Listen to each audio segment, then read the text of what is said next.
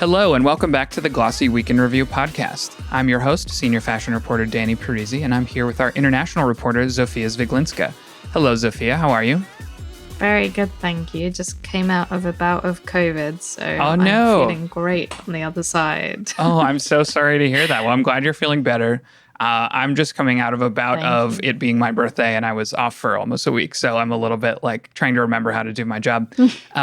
But we have a fun episode this week. We're going to be talking about some layoffs happening at Burberry, which I believe you're writing about this week or next, I think.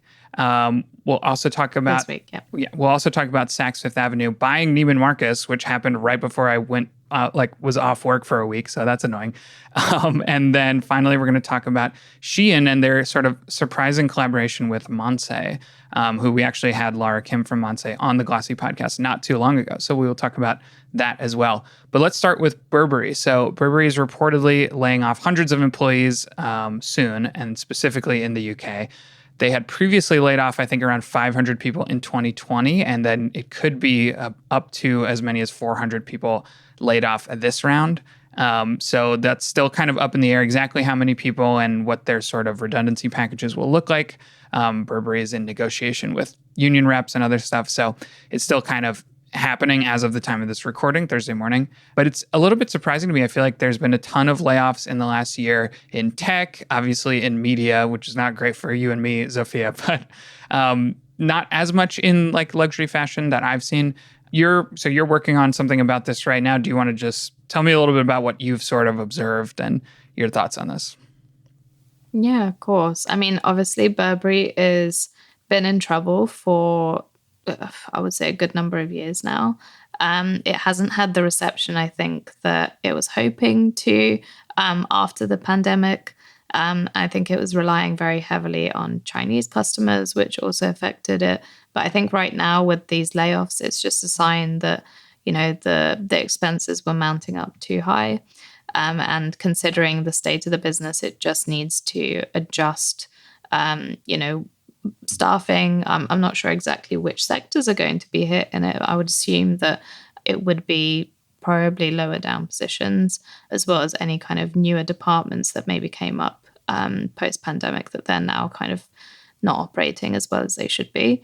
But I think that it's interesting to see this happening in luxury, because typically I would say luxury is quite well insulated. It doesn't end up being affected by layoffs in a big way. It's something that happens with brands in mass fashion, anything from a Nike that reported layoffs last year to, Benetton, for example, which isn't exactly luxury, but it's also kind of a more premium product, but still more in that mass space. So I think that there's a lot of brands that typically do layoffs in those mass sectors, but luxury is typically not affected. And the fact that Burberry is quite literally, I would say, the only major luxury house in the UK is probably a factor here. The UK has been suffering a lot with different financial issues post-pandemic. The kind of financial situation here and the market situation is very bad. And, the Brexit didn't help for a lot of brands in the fashion space. And I'm sure that Burberry's also been impacted by that. There's been issues with taxes and tourists not coming back. That's something that is affecting kind of all brands, but luxury in particular, because they have such a big tourist spend. So again, all of this kind of is making sense, but it's still surprising to see a luxury kind of big player taking a hit like this. Yeah, I definitely think profits are an interesting part of it. Like you said, a company like Nike or who's selling at a lower price point, it also means their margins are thinner. Whereas luxury brands, one of the kind of defining traits of luxury is that the profit margins are very high. Burberry, jacket, I'm sure costs a lot to make, but they also sell it for a lot of money. And I don't think it's proportional to a more affordable, coat or bag or something. Because a lot of what you're paying for is not necessarily the material or the labor, but the brand name. But that being said, luxury does, I think a lot of luxury companies spend a lot of money as well. Maybe less on product and product development, but a lot on marketing and a lot on branding. They're wining and dining, wealthy clients, and they're spending a lot of money to kind of, they're being involved in the Olympics and they're dressing celebrities. They're doing a lot. So they are spending a lot of money there. And I specifically saw that Burberry's profits have taken a pretty heavy hit in the last year. They went from over 800 million in profit last year to under 500 this year. So that's like almost half of their profits gone in a year. So even though I think the product might have good profit margins, they still need to sort of be mindful of how much they're spending and how much they're making. And it seems like that ratio is like not very favorable at the moment. I think that like in terms of the designer as well situation over there with Daniel Lee like coming in, like they raised the prices for a lot of the products that were from the new collection. So I'm quite surprised that that's actually not paying out, which either means that, you know, the designer situation there isn't as good as they hope, or that all of these spending on like the runway events, which honestly the venues have been getting kind of bigger and grander. So like that's also a factor. And then they've also had like a whole retail redevelopment. I know that at least 2 of the stores in the UK have had like a redesign, and it has been pretty extensive. So I'm wondering if that's also something that is taking quite a lot of that cash out. Yeah. And especially whenever you invest in something, you always have to kind of time it right. And sometimes you're like, you know, now's a good time to spend big and renovate these stores. And then right after your profit slump, and actually it was the worst time that you could have chosen to spend that money. So that's not always easy to predict. And then you also mentioned that they relied on China for a while. And I think you're right about that. I read a great article in Jing Daily that kind of went over some of the missteps they've made in China recently. I feel like I don't know the sort of like Chinese internet culture well enough to sort of understand it, but there was something about a very overpriced water bottle they were selling in China that people did not like and led to this hashtag that was like, I will not give Burberry a penny or something like that. And then there was a Lunar New Year campaign they did there that I think also kind of got a weird reception, and people on Weibo and other Chinese social networks were kind of clowning on it quite a bit. So I don't know enough to truly understand why, but it sounds like they've kind of made some gaffes in like culturally speaking in China recently. And that's not helpful since, like you said, that's a big market for them and one they've put a lot of emphasis on. So if they're losing there, that also contributes to that overall kind of drop in revenue that we're talking about. Gosh, I had no idea about that. Like the Lunar campaign for New Year. I was like, wow. I think that it's also like in previous years, it was like almost 50% of their whole sales came from China, which I think is just like a gross over-reliance on one market, but I don't know. Yeah, I think it's a constant thing where it's like, do you want to lean into where you already, you know, are having a lot of strength, or do you want to diversify and not be over-reliant? And it definitely feels like they're a little over-reliant at the moment. Let's move on to our second topic, though. I want to talk about the Saks and Neiman news, which they announced this right as I was finishing up my day and about to be off of work for like 5 days. So I'm a little annoyed that I didn't get a chance to sort of, we were all off in the US. I think you were still floating around because you don't get off for 4th of July. Sorry. It happened right as I was taking off, so I didn't get a chance to write about it. And this is my first chance to sort of talk about it, but it's crazy news. I mean, they're like, Saks and Neiman are maybe the last 2 kind of remaining big, no, not the only 2, but 2 of the few remaining big American department stores. And now they're kind of merging. Saks' parent company, HBC, is the one that is buying Neiman. So it's not Saks directly buying Neiman. And they're forming Saks Global, which is going to be like this big department store group that includes Neiman Marcus, Saks Fifth Avenue, and Bergdorf Goodman, which Neiman Marcus owns. So that's like 3 of the like 5 or 6 big American department stores all in one company, which is a little bit crazy. It was like a $2.5 billion deal, so quite big. And I think now maybe their biggest rival would be Nordstrom, I guess.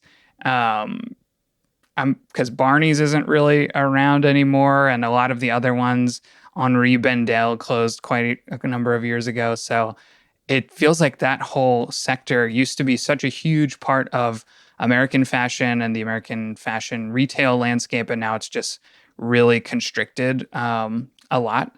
And they kind of have different sort of specialties. Like Nordstrom, I think, does a lot with new brands. They pride themselves on introducing new brands to their customers for the first time. And I think they've done a really good job of that.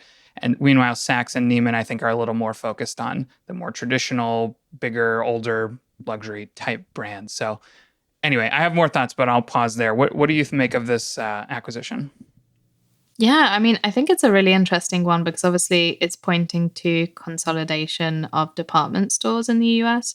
And, there's already kind of been news that the mall situation over there is not doing so great. And in general, these kind of multi brand shopping spaces are not doing particularly well. There's been a couple of newer ones as well that have closed. So I think that it's a big indicator that, these big almost houses or names, I guess, are not really keen to repeat what happened with Barney's over the pandemic and want to try and see if they can, collaborate to get the most out of that market together, which I think is probably a good thing, although I don't know how they're going to be able to do that kind of customer segmentation as well and what the transition will be from one brand, I guess, to another. I'm not sure if that's going to affect, are they going to be bringing more new brands into Saks or is there going to be more traditional brands at Neiman's? Like, what is going to be the crossover impact from this deal? And is there going to be, more interesting things coming out of US fashion as a result? Yeah. One thing that I definitely was thinking about with this is I've talked to a lot of brands recently about the relationship with wholesale retailers and sort of how much leverage brands have in that conversation and what's negotiable. And I think if you're a smaller brand, if you're new, you want to sell in Nordstrom or something, you really don't have a ton of leverage, and they've got kind of they can make sort of whatever demands of you that they want because they're fine without you. But if you're like LVMH or something, you can ask for whatever you want, and even Saks, which is huge, does not, I think, hold a candle to like LVMH. Like LVMH could ask them probably for anything and they would do it. Now maybe that's not true, but definitely they have way more leverage than a smaller brand. And so I wonder if also part of this is that Saks and Neiman merged will have more leverage, more negotiating power with those huge luxury conglomerates and huge luxury brands than they would if as separate. And because a lot of those luxury brands, I think, have been slowly sort of moving toward their own channels, like more direct to consumer and a little bit less selling through places like Saks, I wonder if, a consolidated Saks Global, part of the impetus to form it is to be able to have a little more strength in those negotiations with, say, Louis Vuitton or Dior or whoever. Yeah, that's interesting. I was going to ask you actually if you thought that what the kind of future of department stores is going to be like in the US. Because obviously, like, if you have this consolidation here and, a lot of those kind of multi-brand things are not doing as well, even with this, there's going to be, most likely there's going to be layoffs and kind of restructuring and changes that are happening there. Where do you think that like department stores will be in, say, like 5 years when, so much of what is happening is already going through like direct brand channels? Yeah. Okay. So I have actually thought about this. I just read, and this is related. I just read an interview with the executive editor of the New York Times, and he was talking about how like so many other newspapers in the US have folded or collapsed or just have like no money. And then conversely, the New York Times has gotten bigger and huger and more kind of just like central. And there was some crazy stat that was like 8% of journalists in the US work for the New York Times or something like that. It's so big, Wow. but so many, I might be getting the number wrong, but it's something like that. Like a not insignificant percentage of American journalists work for the Times. They have thousands of reporters, but so many other papers just like, have two reporters or less, or they have nobody because they're all falling apart. And I kind of think that department stores might sort of go a similar route. And actually the Neiman acquisition, I think, definitely confirms my view that that's where it's going, where there's not going to be the landscape to support, a bunch of department stores in all these different cities, but maybe one giant one that has all the money and all the resources of all those smaller ones might be the only way it kind of survives. Because I think operating a department store like that requires a lot of resources, a lot of money, and a lot of like a sort of widespread supply chain and logistics and like all this stuff. And a smaller department store, I just think is not really able to support that anymore. but one huge one could, and maybe like is the only one that could. So I wonder if we'll get to a similar situation where in 5 years it's like the only thing that exists is Saks, but it's huge. It's like, and 10% of all department store employees work at Saks. Even that actually it probably would be way more than that. But that's kind of what I imagine is just more consolidation. I think that's where it will go.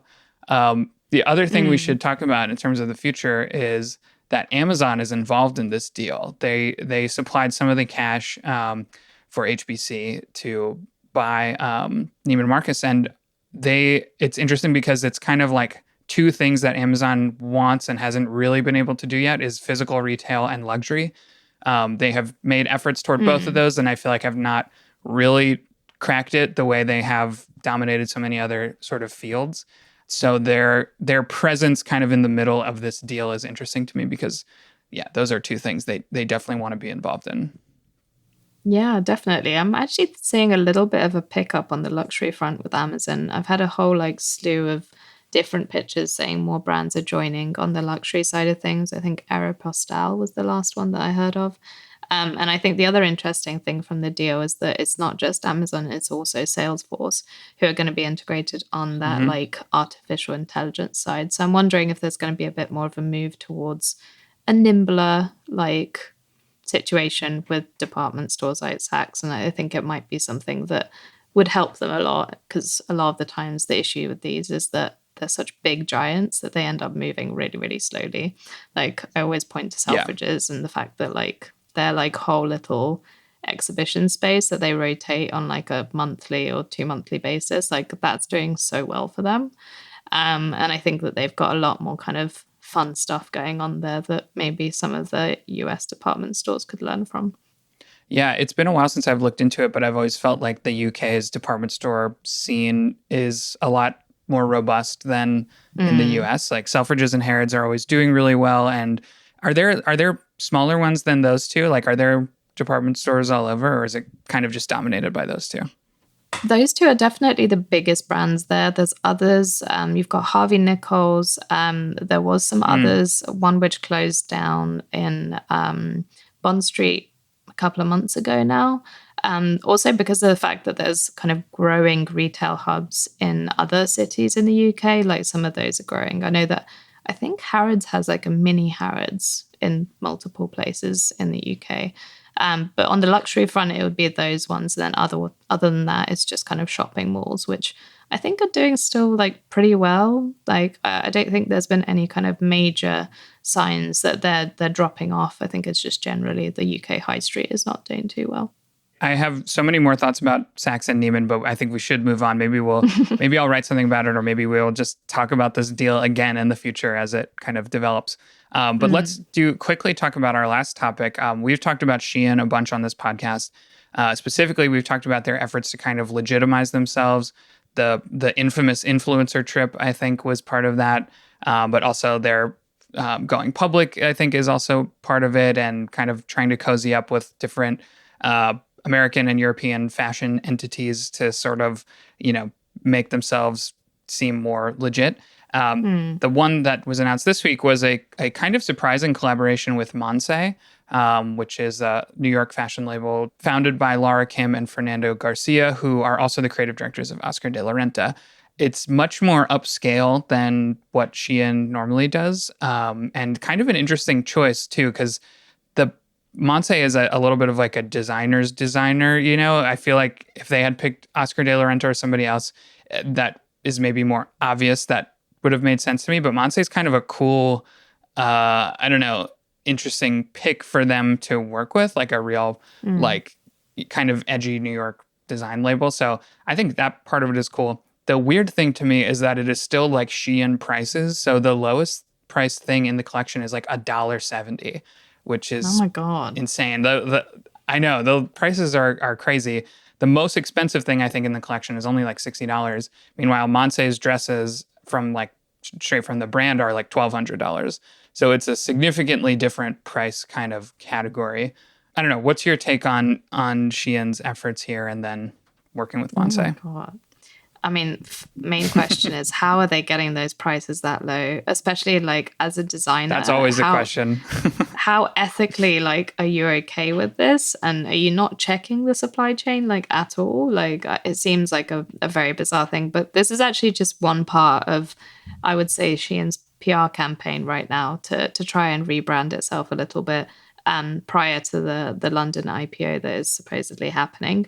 It's actually got a couple of other developments. Like they've earmarked 50 million euros for potential investments in R&D or pilot Shein production facilities in Europe or the UK. So they're focusing on Europe in a really big way in terms of like almost like a helping hand for independent designers, which is something that, you know, it's kind of been alluded to that Shein's kind of taking away money from European design. And so this is really interesting that they're actually targeting that. And then also looking at kind of building facilities in Turkey for production rather than in China, which I think is what they're already doing in Mexico for US imports. And they're also going to be inviting UK and European artists and designers into an incubator program. So kind of similar what they're doing with Monse, but with European designers. So I'm wondering, like, how is that going to affect everyone's kind of ethical viewpoints on kind of fashion production, and how many people end up chasing the money and kind of going with it? Because obviously if that's going to be a serious commitment, great. But Shein's efforts in the past have been very much kind of money first. We won't touch changing our production. And they're also launching a circularity fund, which, and I don't even understand how that's going to be possible, with an initial investment of 200 million euros to support startups and businesses that are developing textile recycling technologies. So it's not anything about decreasing production, it's just material innovation, which is great, but that's not really the problem here. Yeah. No, I'm totally with you that the $1.70 price is so sketchy to me. Like, not to sound like a snob or that everything needs to be super expensive, but I know how clothes are made, and I don't know what you could make for $1.70 that is not like bad in some way, either for the world or for the people making it. Like, there's just no way. There's nothing you can make and sell for that cheap, I think, in any sort of ethical way. So that part's really sketchy to me. But it could also be in the spirit. I mean, we had Laura Kim on the podcast recently, and she was great and struck me as someone who's very open to trying things, and kind of like open to just, you know, experiment and see what works. I know that as part of this collaboration, they're releasing a collection, and then also Laura Kim and Fernando Garcia worked with some Shein designers to sort of train them and like mentor them, I think, in some more kind of high fashion design. So it's not, the partnership is not like bad or anything, but it's just the price is so sketchy to me. I'm with you. I don't know how you could possibly make that happen. Yeah, I think it's really weird. And I've spoken to designers who are kind of part of like the Shein challenge before. I think it was called Shein X, where it's kind of getting, you know, up and coming designers to design a collection for Shein, and they would get all of their kind of costs covered. They'd get help with designing. Like, all of these things are going to be changing fashion in a really big way. And I'm interested to see that now they're kind of working with more established designers. Is that going to end up affecting, you know, these partnerships between kind of luxury or kind of fashion week brands? Like, what is the perception of Shein going to be here? Are they going to become like a permanent, you know, sponsor partner in every single kind of collaboration, the way like H&M did it, but just on a much bigger scale? Yeah, I don't know. I'm sure this is not the last time we are going to talk about Shein on this podcast, but okay, I think that's all the time we have. Zofia, thank you so much for being here. It's always great talking to you. Thank you so much. It was a pleasure. For those of you listening, don't forget to give us a rating and a review on Apple Podcasts or Spotify, wherever you listen to this. That helps us out so much. And don't forget to subscribe to the Glossy podcast, because you'll hear interviews with industry insiders every Wednesday, and week in review episodes with me every Friday. Until then, thank you for listening.